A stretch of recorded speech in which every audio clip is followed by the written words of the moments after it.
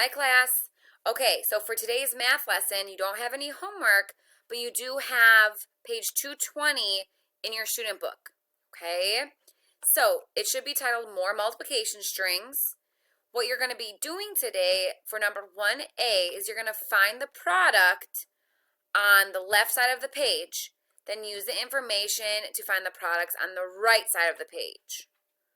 Okay, so you're going to start with these products to help you find these products. So for example, 1 times 34 equals something. You can do that on your board or on a different piece of paper.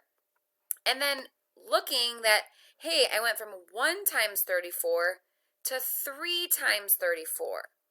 Okay, so that's like this one compared to this one. This one is 3 times larger. So you can do something to this problem, maybe the product of this problem, to get to this problem. Okay?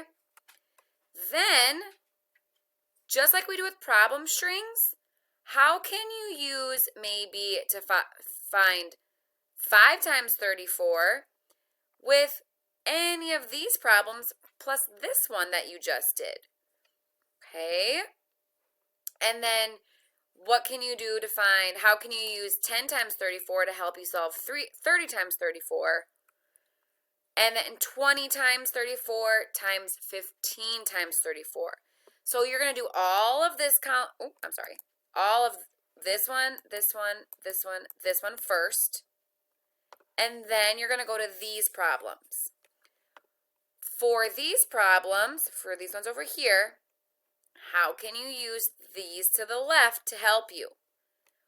Then once you start solving these problems, how can you maybe use a combination of all the ones you've solved to help you solve your next problem, just like we do with problem strings. Okay, you're always trying to use the ones before to help you solve the ones that you're on. And then B is going to be a little bit more challenging. It's 40 times 34. Solve your work and explain how you got your answer. A hint. Look at any from up here to see if you can help yourself solve this one down here. Okay. Then numbers 2A and B. Sorry if you hear Finn. He's growling at the TV. For 2A, you're going to write and solve your own series of related problems. You can choose any 2, 3, or 4-digit numbers that don't end in a 0 to be what you're multiplying. So what this really means is you're going to do the exact same thing over here. Okay? 1 times something, 2 times something, 10 times something, 20 times something. These numbers, this one, this one, this one, this one, all of these have to be the same, and you're doing the same thing to help you. Solve all the problems here. So let's say you chose 27. Okay? 27. Solve all of the problems 1 times 27, 2 times 27, 10 times 27, 20 times 27. And then how can you use these to help you solve 3 times 27, 5 times 27, 30 times 27, 15 times 27. Same thing as up here, you're just choosing a different number to multiply by. Okay?